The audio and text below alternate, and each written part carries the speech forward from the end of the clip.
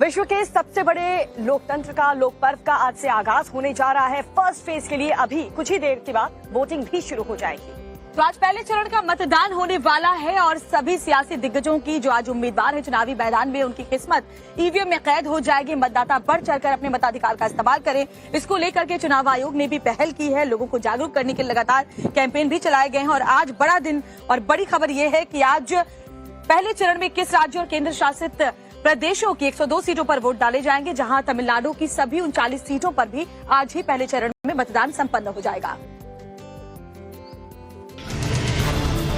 लोकतंत्र के सबसे बड़े महापर्व की आज से शुरुआत है।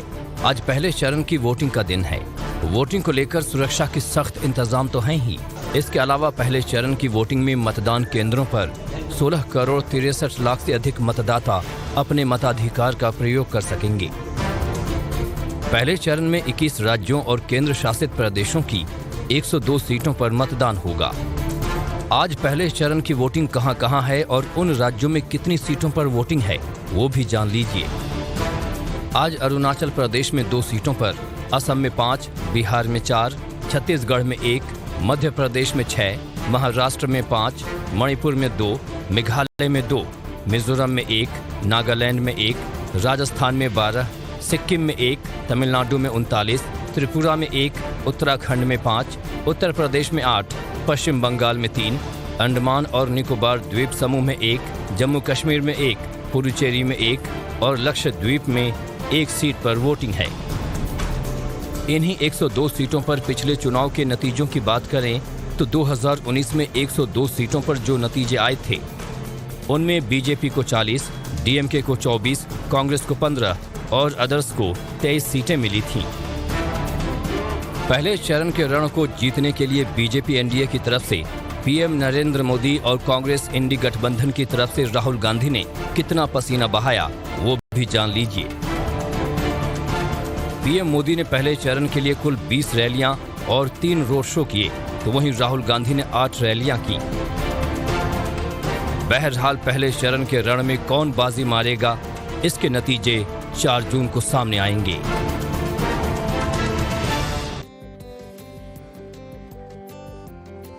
और पहले चरण के रण में कई मोदी के मंत्री भी सियासी मैदान में अपनी किस्मत आजमा रहे हैं, जिसके लिए मतदाता थोड़ी देर में मतदान शुरू कर देंगे।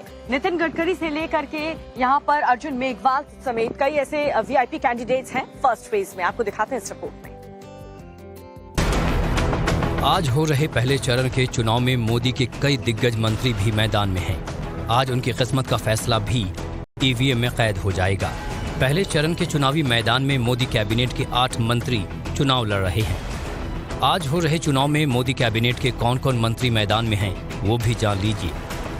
नागपुर लोकसभा सीट से केंद्रीय मंत्री नितिन गडकरी चुनाव लड़ रहे हैं, तो वहीं असम के डिब्रूगढ़ सीट से केंद्रीय मंत्री सर्बानंद सोनोवाल भी चुनावी मैदान में हैं।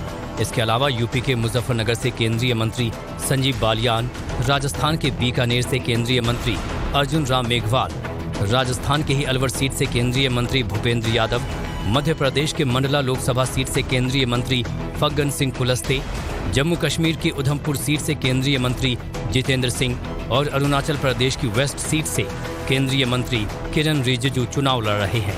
इसके अलावा इस चरण में 2 पूर्व मुख्यमंत्री बिप्लब देब और नबाम तुकी के साथ एक पूर्व राज्यपाल तमिलिसाई सुंदरराजन की किस्मत का भी फैसला होना है। और पहले चरण में कई ऐसी हॉट सीट्स हैं जहां पर बीजेपी के साथ विपक्ष की पार्टी जबरदस्त टक्कर भी नजर आ सकती है, चाहे वो यूपी की सीट हो या फिर मध्य प्रदेश की। जबरदस्त फाइट यहां पर इन सीटों में देखने को मिल सकती है। और चलिए आगे बढ़ते हुए आपको वो वीआईपी सीट्स दिखा देते हैं जहां पर बीजेपी के प्रत्याशियों और विपक्षी कैंडिडेट्स के बीच कांटे की टक्कर देखने को मिल रही है। पहले चरण का मुकाबला भी जबरदस्त है। पहले चरण की लड़ाई में लोकसभा की कई ऐसी हॉट सीटें हैं जिस पर प्रत्याशियों के बीच कांटे की टक्कर है। आज किन किन लोकसभा सीटों पर कांटे की टक्कर है और किन प्रत्याशियों के बीच में है वो भी जान लीजिए। मध्य प्रदेश के छिंदवाड़ा की बात करें तो यहाँ कांग्रेस से नकुलनाथ और बीजेपी से बंटी कुमार साहू के बीच कांटे की टक्कर है, तो वहीं यूपी की सहारनपुर सीट पर बीजेपी से राघव लखनपाल और कांग्रेस के इमरान मसूद के बीच लड़ाई है।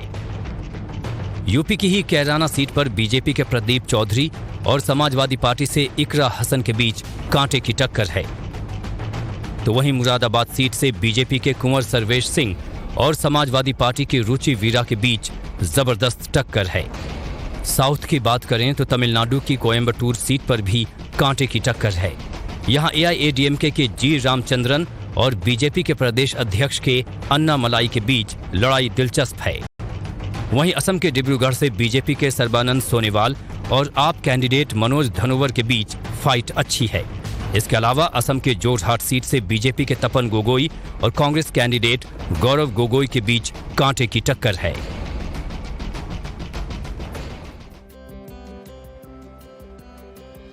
और बड़ी खबर आपको बता रहे हैं, लोकसभा चुनाव के पहले चरण के लिए आज मतदान है। प्रधानमंत्री नरेंद्र मोदी ने भी इसको लेकर के ट्वीट किया है और साथ ही उन्होंने ज्यादा से ज्यादा मतदाताओं से वोट करने की अपील की है। तो लोकतंत्र का सबसे बड़ा उत्सव आज से शुरू हो रहा है। लोकसभा चुनाव के पहले चरण के मतदान में 21 राज्य और संघ शासित प्रदेशों की 102 सीटों के लिए वोट डाले जाएंगे। लेकिन इन सबके बीच पीएम मोदी ने ट्वीट किया है। ट्वीट करके उन्होंने कहा है कि आज लोकतंत्र का महापर्व है और ऐसे में ज्यादा से ज्यादा संख्या में मताधिकार का प्रयोग जरूर करें और वोटिंग का नया रिकॉर्ड बनाएं। पहली बार वोट देने जा रहे अपने युवा साथियों से मेरी यह विशेष अपील है कि वो भारी संख्या में मतदान करें। लोकतंत्र में हर वोट कीमती है और हर आवाज का महत्व है। तो प्रधानमंत्री नरेंद्र मोदी ने ये ट्वीट किया है।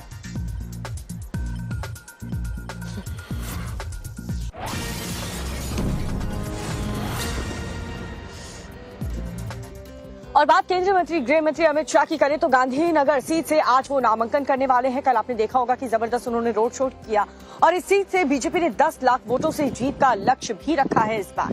तो कितने बजे नामांकन का उनका मुहूर्त है, कौन कौन से बड़े चेहरे इस दौरान उनके साथ वहां मौजूद रह सकते हैं, सारा अपडेट इस रिपोर्ट में देखिए आप।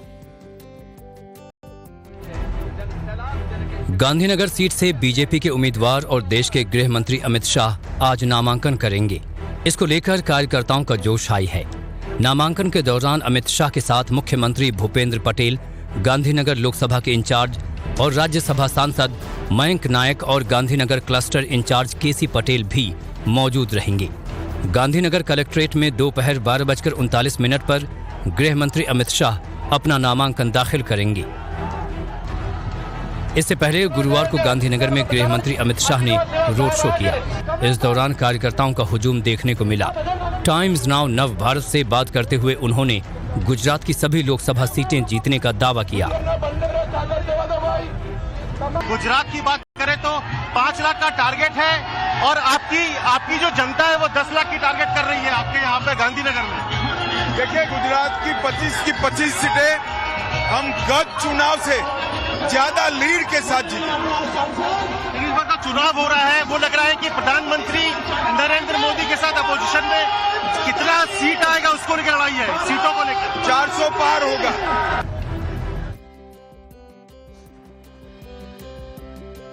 हेडलाइंस की बात इस वक्त की एक बड़ी खबर आपको बताने जा रहे हैं, जहां पर पहले चरण के लिए वोट डाले जा रहे हैं। लोकतंत्र में सबसे बड़े महापर्व चुनावी महाकुंभ का शंखनाद आज से हो चुका है और वोटिंग कर रहे हैं। लोकसभा चुनाव के पहले चरण के लिए वोटिंग जारी। 102 सीटें हैं अलग अलग राज्यों की और उस पर आज मतदान शुरू हो चुका है। तो बड़ी खबर आपको बता रहे हैं, लोकसभा चुनाव के पहले चरण के लिए मतदान जारी है। सुबह 7 बजे से ही मतदान शुरू हो चुका है और उत्साह गजब का मतदाताओं में देखा जाए। इसको लेकर के लगातार ये भी कहा जा रहा है कि आप बढ़ चढ़कर मतदान करें। खुद प्रधानमंत्री नरेंद्र मोदी ने भी ट्वीट करके मतदाताओं से अपील की है, खासतौर पर फर्स्ट टाइम वोटर्स से। तो लोकतंत्र का सबसे बड़ा उत्सव आज से शुरू हो चुका है। पहले चरण में मतदान में 21 राज्यों और संघ केंद्र शासित प्रदेशों की 102 सीटों के लिए वोट डाले जा रहे हैं। लोकतंत्र का सबसे बड़ा उत्सव आज से शुरू हो रहा है और इस बीच पीएम मोदी ने भी ट्वीट करके कहा है देशवासियों से कि ज्यादा से ज्यादा मतदान करें। 102 सीटों के लिए वोट डाले जा रहे हैं और इन सभी सीटों के मतदाताओं से मैं आग्रह करता हूं कि अपने मताधिकार का प्रयोग जरूर करें और वोटिंग का नया रिकॉर्ड बनाएं। पीएम मोदी की तरफ से ये ट्वीट किया गया है। पहली बार वोट देने जा रहे अपने युवा साथियों से मेरी ये विशेष अपील है कि वो भारी संख्या में मतदान करें। लोकतंत्र में हर वोट कीमती है और हर आवाज का महत्व है। और ये 4 तस्वीरें हम आपको दिखा रहे हैं। देखिए कैसे मतदान शुरू हो चुका है। अलग अलग मतदान केंद्रों पर मतदाताओं के लिए खास इंतजाम भी किए गए हैं ताकि सुचारू तौर से ये लोकतंत्र के महापर्व पर अपने मताधिकार का इस्तेमाल कर पाएं। तो इन 4 तस्वीरों के जरिए देखिए कैसे आज पहले चरण के लिए वोट डाले जा रहे हैं। और जयपुर से भंवर की रिपोर्ट आपको दिखा देते हैं कि कैसी तैयारी आज मतदान को लेकर है। गर्मी राजस्थान में बहुत रहती है, लिहाजा सुबह से लोग यहां पर पहुंच रहे हैं। वोट लोगों ने देना शुरू कर दिया है, लंबी लाइन अभी से लगना शुरू हो गई है। और जो मतदान हुआ है उन लोगों से भी हम बात करने की कोशिश कर सकते हैं। देखिए यहाँ इस तरफ कुछ लोगों ने वोटिंग कर दिया है, उनसे हम बात करेंगे। देखिए पहला मत इन्होंने डाल दिया, इनसे बात करते हैं। आप बताइए, फर्स्ट वोटिंग हो गया है आपका, कैसा लग रहा है सुबह सुबह वोट डालने? बहुत अच्छा, ऐसा एनर्जेटिक और ऐसा लग रहा है कि नेशन के लिए अपन कुछ करना है, वोट डालना ही है। वो फर्स्ट डालने में अलग एक्सपीरियंस और वो लग रहा है। वैसे मैं ड्यूटी पे चुनाव उसमें कोऑर्डिनेटर हूँ, पर मेरे को लगा कि नहीं पहला वोट डालना चाहिए, तो फर्स्ट वोट मेरा है। मैं C249 से मिसेस यादव। अच्छा मिसेस यादव, एक चीज बताइए, क्या आपकी प्राथमिकताएं रही है इस बार वोटिंग को लेकर के? 2024 का चुनाव बहुत अहम माना जा रहा है। 2024 का चुनाव तो अहम माना गया है, पर सिर्फ सनातन धर्म, सनातन रही, सिर्फ सनातन धर्म। आप किस प्राथमिकता के साथ आज वोट डालने आए हैं? मैं तो भाजपा को डालने आई हूँ जी, भाजपा को डालने आई। अच्छा हाँ, क्या प्राथमिकता है आपकी भाई? इन चीजों को ध्यान में रख के आप वोटिंग करेंगे इस बार? नहीं, वो तो ये कि बस अपना देश आगे चले, गुजरात और हमारा सब कुछ अपना ये, इसलिए मैं तो डाल रही हूँ। तो मेरा हक है वोट डालना। तो देखिए सुबह सुबह एक लंबी कतारें यहाँ पर शुरू हो गई हैं। दूसरा, आप मतदान केंद्र देख सकते हैं, यहीं पर बगल में जो बना हुआ है, अलग अलग कक्ष में व्यवस्थाएं की गई हैं। पुलिस बाकायदा मुस्तैद है, अपना आधार कार्ड या कोई भी आइडेंटिटी सर्टिफिकेट लेकर के ही वोट डाला जा रहा है। ये तस्वीरें हम आपको दिखा रहे हैं, जयपुर की तस्वीरें हैं। वोटिंग की प्रक्रिया शुरू हो गई है और लंबी कतार जो है वो यहाँ पर लगना शुरू हो गई है। तो पहले चरण में जहां कई वीआईपी सीट्स पर टक्कर है, वहीं कई वीआईपी अब वोट डालने के लिए पहुंच भी चुके हैं। संघ प्रमुख मोहन भागवत भी नागपुर में मतदान करने पहुंचे और उन्होंने कहा है कि हर किसी को मतदान करना चाहिए, क्योंकि मतदान से देश के जो आने वाले 5 साल है उसका भविष्य तय होता है। देश में 100% मतदान जरूर होना चाहिए। मोहन भागवत जब नागपुर में पहुंचे थे पोलिंग बूथ में अपना मतदान का प्रयोग करने के लिए, उस वक्त वोट डालने के दौरान मोहन भागवत की तरफ से ये बयान दिया गया।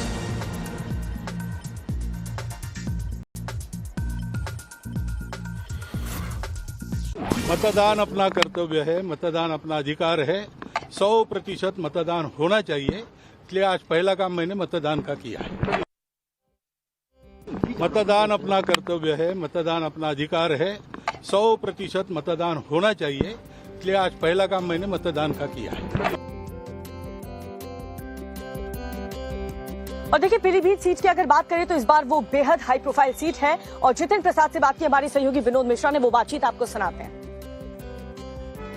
सर, ये चुनाव जो है आज पहला चुनाव है, कैसे देख रहे हैं कि बड़ा दिन है आज के आपके लिए? बिल्कुल, आज लोकतंत्र का ये उत्सव है और पहले चरण का चुनाव है और मुझे अवसर दिया गया भारतीय जनता पार्टी नेतृत्व द्वारा इस पीलीभीत लोकसभा का प्रत्याशी के रूप में, और जनता का अपार समर्थन मिला है। और आज देखिएगा, आज मत पड़ेंगे और प्रचंड बहुमत से कमल का फूल। पीलीभीत में क्या मुद्दे होंगे इसको लेकर जनता जो वोट करेगी? आपने मुद्दे वही हैं जो विकास के मुद्दे हैं। प्रधानमंत्री जी के 10 वर्ष का जो कार्यकाल है केंद्र में, वही मुद्दे हैं। काम जो किया है उसके आधार पे और आने वाले 5 साल में जो काम करेंगे उसके बाद। एक सवाल और है कि क्या यहाँ पे कोई जो विपक्ष मुद्दा उठा रहा था बेरोजगारी का, बाकी जो इश्यूज है, वो एड्रेस होंगे क्या इस बार? ऐसा है, बिल्कुल सभी कार्य किए जा रहे हैं। विपक्ष मुद्दा विहीन है, उनके पास कोई योजना नहीं, कोई उनके पास आगे का प्रोग्राम नहीं है और जनता देख चुकी है, इसीलिए हर बार विपक्ष फेल होता है। पीएम आए थे इस बार, पीएम फैक्टर का इलाके वाला मुद्दा काम करेगा पीएम का? यहाँ पे फैक्टर है पीएम? बिल्कुल, मोदी फैक्टर है ही पूरे देश में, उन्हीं के नेतृत्व में चुनाव लड़ा जा रहा है और उनके कार्यों के ऊपर जनता समझ। तो ये है जितिन प्रसाद, ये कहना है कि इस बार भी पीएम फैक्टर जो है वो काम कर रहा है पूरे देश में और पीलीभीत में ये फैक्टर काम करेगा। इसी के बिना पर उत्तर प्रदेश में जो 80 सीटें पूरे देश में 400 पार का जो है वो नारा दिया जा रहा है। कमिश्नर विशाल वर्मा के साथ विनोद मिश्रा, टाइम्स नाउ भारत, पीलीभीत। और हमारे साथ देखिए ग्राउंड जीरो से बहुत बड़ी टीम पूरे दिन जुड़ती रहेगी। फिलहाल हमारे साथ विनोद मिश्रा पीलीभीत से जुड़े हुए हैं, शिवानी हमारे साथ नागपुर से जुड़ी हुई है। शिवानी, आऊंगी आपके पास, लेकिन पहले विनोद आपका रुख करते हैं। तो वरुण गांधी का टिकट काट करके जितिन प्रसाद को यहाँ पर टिकट दिया गया, उनके सामने भगवत शरण है और कड़ी टक्कर यहाँ पर दोनों ही उम्मीदवारों के बीच जाहिर तौर पर देखी जाएगी इस बार, और बड़ा चैलेंज बीजेपी के लिए भी है। ऐसे में कितना, सबसे पहले तो ये बताइए, उत्साह मतदाताओं के बीच इस वक्त नजर आ रहा है?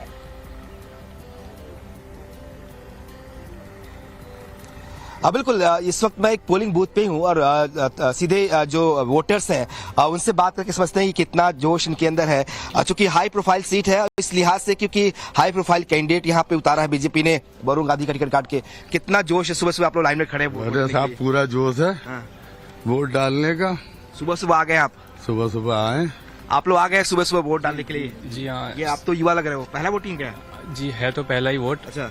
और अभी काम करते हैं तो इसीलिए सुबह सुबह का समय था तो अपना समय निकाल के आए हैं। वोट डालने आए तो कोई दिमाग में मुद्दे हैं क्या? मुद्दों को लेकर वोट करेंगे? मुद्दे जी यही है कि यहाँ पे अभी जो उम्मीदवार थे उनसे उम्मीद लगाई जाती थी पर उन्होंने शायद उतना नहीं किया, पर अब उम्मीद ये है कि उसी पार्टी ने जो अलग उम्मीदवार उतारा है उस पे हम अपना मतलब वोट देंगे तो हम नहीं। आप ये ना बताइए वोट किसको देंगे, लेकिन आपको क्या लगता है वरुण गांधी का टिकट काट दिया है, कोई मुद्दा है क्या यहाँ पे? ये नहीं, वही था कि वरुण गांधी। बिल्कुल विनोद, उत्साह यहाँ पर साफ तौर पर जो वोटर्स हैं उनमें देखने को मिल रहा है, इसीलिए यही वजह है कि सुबह सुबह वो लोग वोट डालने के लिए पहुंच भी गए। शिवानी का रुख कर लेते हैं, नागपुर से हमारे साथ जुड़ी है शिवानी। एक और हाई प्रोफाइल सीट में आप मौजूद हैं, नितिन गडकरी खुद यहाँ से कैंडिडेट हैं बीजेपी की तरफ से। आप बताइए पोलिंग बूथ पर इस वक्त किस तरीके का मंजर है, क्या भारी भीड़ वोटर्स की देखने को मिल रही है सुबह सुबह?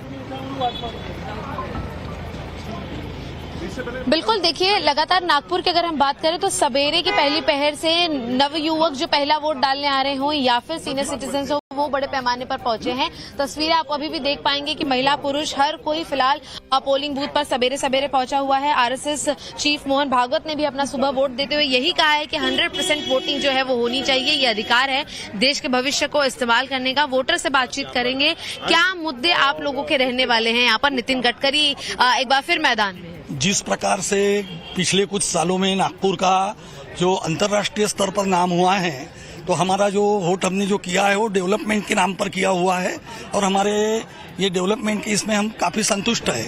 बिल्कुल संतुष्ट है जी। आपसे मैं जानना चाहूंगी, आप महिला हैं, क्या मुद्दे आपके रहने वाले हैं यहाँ पर? विकास, ये तो पहला ही मुद्दा है, विकास पहला सबसे अहम। लेकिन यहाँ पर तो लोग कहते हैं कि विपक्ष ये कहता है कि गडकरी जी ने सड़कें जरूर बनाई है लेकिन सड़कों से गर्मी भी ज्यादा हो गई है सीमेंट से, नागपुर के लोग खुश नहीं है। मैं तो बोलता कि विरोधी पक्ष वाले भी उनको वोट देंगे, बोलने के लिए है। गडकरी साहब का सबका काम, वो किसी पार्टी को देखते नहीं, किसी को देखते नहीं, हर एक का काम करते हैं। इवन मैं बोलूंगा जो अपोजिट कैंडिडेट है वो भी उनको वोट देके जाएंगे, इतना उनका सबसे रिलेशन अच्छा है। और गडकरी साहब ने जो 10 साल में नागपुर का कायापालट कर दिया और इंटरनेशनल आज लेह लद्दाख जहां रोड नहीं, जहां अप्रोचेस नहीं थे वहां उन्होंने रोड किया, जो विकास किया है। और वो अजात शत्रु है गडकरी साहब। बिल्कुल, आज उनका कोई भी ऐसा नहीं कि सामने विकास ठाकरे कांग्रेस से जो नागपुर पश्चिम से खुद अभी विधायक है मौजूदा, लेकिन अब संसदीय क्षेत्र में दोनों की टक्कर जबरदस्त होने देखने को मिलेगी। और जो वचननामा नितिन गडकरी ने जारी किया है, देखना होगा जनता एक बार फिर से कितना विश्वास उस पर करती है। आप दोनों हमारे साथ बने रहे, विनोद आप भी और शिवानी आप भी, क्योंकि नवभारत की पूरी टीम इस वक्त ग्राउंड जीरो पर मौजूद है। पहला चरण की वोटिंग होने वाली है और ऐसे में देखिए उत्तर प्रदेश के मुजफ्फरनगर से बीजेपी कैंडिडेट संजीव बालियान से बात की हमारे सहयोगी पुलकित नागर ने। संजीव बालियान से ये जो बातचीत हुई है वो आपको सुनवाते हैं। ये देख लीजिए, संजीव बालियान अपने घर से निकल रहे हैं, हैट्रिक की कोशिश नहीं लगेगी। लगेगी। हाँ, लेकिन इस बार आपका एग्जाम थोड़ा टफ बताया जा रहा था पश्चिमी यूपी में। पिछली बार टफ था, इस बार तो बड़ा आसान पेपर था। इस बार पेपर आसान था, बहुत आसान। तैयारी पूरी कर लिया ना पेपर की? देखिए मेरे नेता से हैं मोदी जी, वो लगातार तैयारी में रहते हैं। 5 के 5 साल होमवर्क रोज जमा देते हैं, रोज हम होमवर्क करते हैं। मैं वो छात्र हूँ जो 5 के पूरे एग्जाम के लिए काम नहीं छोड़ता, लगातार होमवर्क करता है। चुनौती क्या रही इस बार? देखिए चुनाव तो अपने आप में चुनौती होता है, वो ये कह दे कि चुनाव चुनौती नहीं, वो अलग बात है। चुनाव अपने आप में चुनौती होता है, लेकिन ओवरऑल माहौल ठीक रहा हमेशा। नहीं, लेकिन एक चीज मैं देखी 2014 में जो वोट प्रतिशत था या वोट वो 70 से ज्यादा था, वो 2019 में घट गया और आपकी जीत का अंतर भी बहुत ही घट गया। पहले आप 4 लाख से जीते थे, फिर 6000 पे आ गए। तो इस बार वोट प्रतिशत कैसे बढ़ाएंगे और वो जो मार्जिन आपका घटा उसके लिए क्या करेंगे? बसपा पिछली बार उनके साथ थे, लोकदल उनके साथ था। दोस्त बसपा इस बार अलग चुनाव लड़ रही है, उसका अपना वोट पाएंगे। लोकदल मेरे साथ है तो मार्जिन तो अपने आप बढ़ गया। अच्छा, लोकदल जो साथ में आया उसका फायदा आपको मिलेगा? हाँ, और बसपा के अलग लड़ने का भी फायदा मिलेगा ना दोस्त। जो बसपा की वोट है, आज भी बसपा का एक वोट बैंक है जो उनके साथ था, अब वो अलग है, वो भी तो बहुत वोट है। अब घर के अंदर जो झगड़ा हो रहा था, नहीं ऐसा तो नहीं, घर के अंदर कोई झगड़ा क्या है, छोटे मोटे तो मतभेद चलते रहते हैं, बड़ा झगड़ा कोई नहीं था। संगीत सोम तो बड़े नेता है आपके यहाँ के? हाँ बिल्कुल बड़े हैं, कोई दिक्कत छोटे नहीं है। मतभेद थे, मैंने कहा छोटा मोटा झगड़ा कहा, मैं किसी को छोटा नहीं बताता, छोटा तो भाई मैं हूँ। और चलिए अब वही खबर आपको बताते हैं। पहले चरण का मतदान जारी है। गृह मंत्री अमित शाह ने भी इसको लेकर के ट्वीट किया है। ज्यादा से ज्यादा मतदाताओं को मतदान करने की अपील उन्होंने अपने ट्वीट के जरिए की है। आज एक बहुत ही महत्वपूर्ण दिन है जब देश में प्रथम चरण का मतदान हो रहा है। ये ट्वीट गृह मंत्री अमित शाह की तरफ से। इस चरण के सभी मतदाताओं से मैं अपील करता हूं कि आप अधिक से अधिक संख्या में मतदान करें, क्योंकि आपके एक वोट में सुरक्षित, विकसित और आत्मनिर्भर भारत बनाने की शक्ति है। आपका एक वोट सिर्फ एक लोकसभा या फिर प्रत्याशी का परिणाम तय करने के लिए नहीं है, बल्कि भारत के उज्जवल भविष्य के लिए है। मेरा आग्रह है कि ऐसा मजबूत और निर्णायक नेतृत्व चुने जिससे भ्रष्टाचार, परिवारवाद और तुष्टीकरण से देश को मुक्त करने के साथ साथ अपने वादों को पूरा करके दिखाया हो। इससे पहले प्रधानमंत्री नरेंद्र मोदी ने भी ट्वीट किया था और मतदान करने की अपील मतदाताओं से की थी। और अब देखिए, केंद्रीय गृह मंत्री अमित शाह ने भी ट्वीट करके लोगों से अपील की है कि वो अपने नजदीकी पोलिंग बूथ में जाकर के जरूर अपने मताधिकार का इस्तेमाल करें। जिन जिन क्षेत्रों में आज जो मतदान हो रहे हैं वहां जाकर मतदान करें।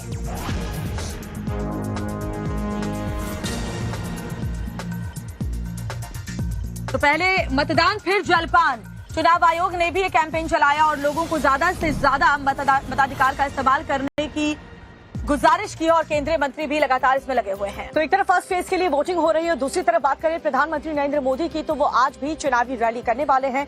उत्तर प्रदेश, मध्य प्रदेश और महाराष्ट्र में चुनावी जनसभा पीएम मोदी की आज होने वाली है। तो बड़ी खबर आपको बता रहे हैं, यूपी के अमरोहा, मध्य प्रदेश के दमोह और महाराष्ट्र के अमरावती में प्रधानमंत्री मोदी रैली करेंगे। वहीं गृह मंत्री अमित शाह आज शाम को राजस्थान के पाली में रैली करेंगे। गृह मंत्री अमित शाह आज शाम को राजस्थान के पाली में रैली करेंगे। इसके अलावा उदयपुर में भी शाह रोड शो करते हुए नजर आएंगे। तो ये बड़ी खबर इस वक्त की बता रहे हैं आपको। प्रधानमंत्री नरेंद्र मोदी का आज चुनावी यात्रा रहने वाली है। उत्तर प्रदेश के अमरोहा में पीएम मोदी मौजूद होंगे। उसके बाद मध्य प्रदेश और फिर महाराष्ट्र भी जाएंगे पीएम मोदी। गृह मंत्री अमित शाह की बात करें तो आज शाम को राजस्थान के पाली में रैली अमित शाह की रहने वाली है और इसके अलावा उदयपुर में भी अमित शाह का रोड शो होगा। बड़ी खबर आपको बता रहे हैं। इसके अलावा आज बीजेपी के राष्ट्रीय अध्यक्ष जेपी नड्डा केरल के पलक्कड़ में रैली करेंगे और वायनाड में रोड शो भी करने वाले हैं जेपी नड्डा।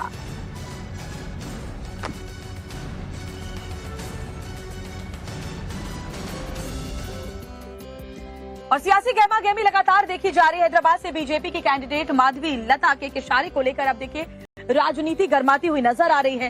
रामनवमी के मौके पर दरअसल वो एक जुलूस में शामिल थी। इस दौरान उन्होंने कुछ इशारों में ऐसा कहा जिससे ओवैसी आग बबूला हो गए।